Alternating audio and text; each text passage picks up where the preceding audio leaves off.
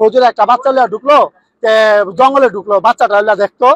আমাদের মা বোন কেন রাস্তাঘাটে চলতে পারবো না, কেন আমরা সরকারের কাছে এটা প্রতিবাদ চাই। একটা লোক হাইছে আর পরে বলতেছে একটা মোল্লা একটা ছোট বাচ্চারে নিয়ে ভিতরে ঢুকছে। আমি যোগালি কাজ করি, যখন আমি ওখানে গেছি ওখানে আমার কাছে কাজ হওয়ার কথা ছিল, আমার কাছে কাজ হয় নাই, কইছে আজকে অবস্থা লাগবে না, আচ্ছা তোমার কাজ হবে না।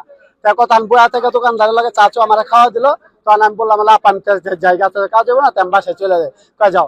যখন আমি ওই কিনা আসতে আছি তখন একটা রিস্কালা দেখলাম, রিস্কালাটা ঘুরতেছে, আর একটা মোল্লা যখন একটা বাচ্চা নিয়ে আসলো, বাচ্চা নিয়ে আসলো, আমি দূরে থেকে ফলো করলাম, বাচ্চা নিয়ে আসলো, বাচ্চা নিয়ে আসলা যে জঙ্গলে ঢুকতেছে, জঙ্গলে যাও, তখন আমি ফলো করলাম। হুজুর মানুষ একটা বাচ্চারা, শিশু বাচ্চারা জঙ্গলে ঢুকতেছে, সমস্যাটা কি, এটা কি ব্যাপারটা কি দেখি।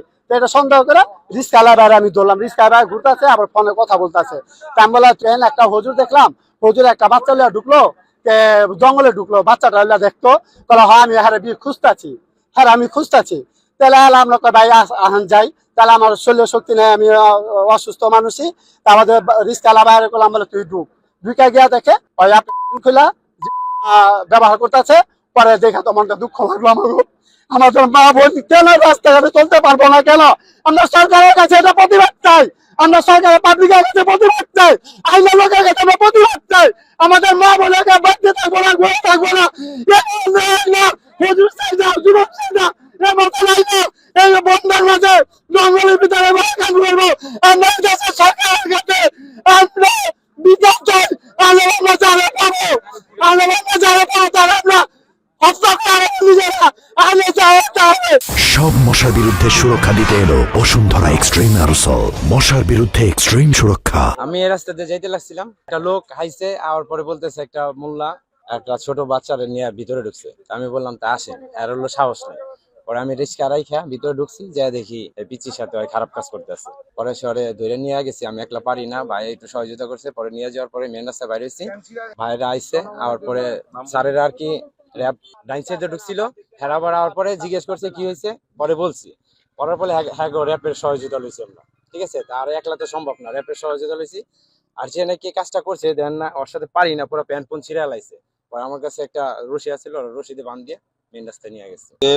23 তারিখ আমাদের র্যাবের পেট্রোল এবং আমাদের গোয়েন্দা টিম আমাদের র্যাব 10-এর আওতাধীন এলাকায় স্বাভাবিক কার্যক্রম করার জন্য যখন দায়িত্ব পালন করে, তখন গোপন সংবাদের ভিত্তিতে জানতে পারে যে এখানে একজন মধ্যবয়স্ক মানুষ ছোট 4 বছরের একটা বাচ্চাকে নিয়ে জঙ্গলের ভিতরে প্রবেশ করে। তখন তারা আমাদেরকে খবর দেয় এবং আমাদের টিম হাতে নাতে এই জঙ্গলের ভিতর থেকে তাকে উদ্ধার করে। এখানে মূলত তার যে মধ্যবয়সী মানুষটা অভিযুক্ত, সে হলো বেগুনবাড়িতে থাকে, তার শাহপরান তার নাম।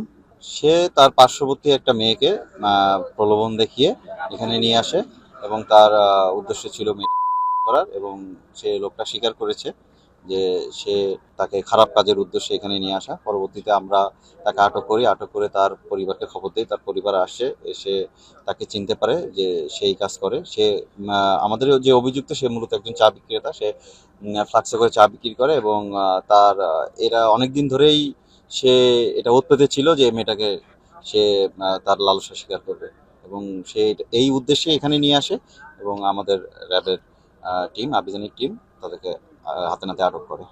এখন এই বিষয়ে আমরা ভিকটিমের পরিবারকে খবর দিয়েছি, তারা এসেছে এবং এই বিষয়ে থানায় নিয়মিত মামলা রুজু হবে।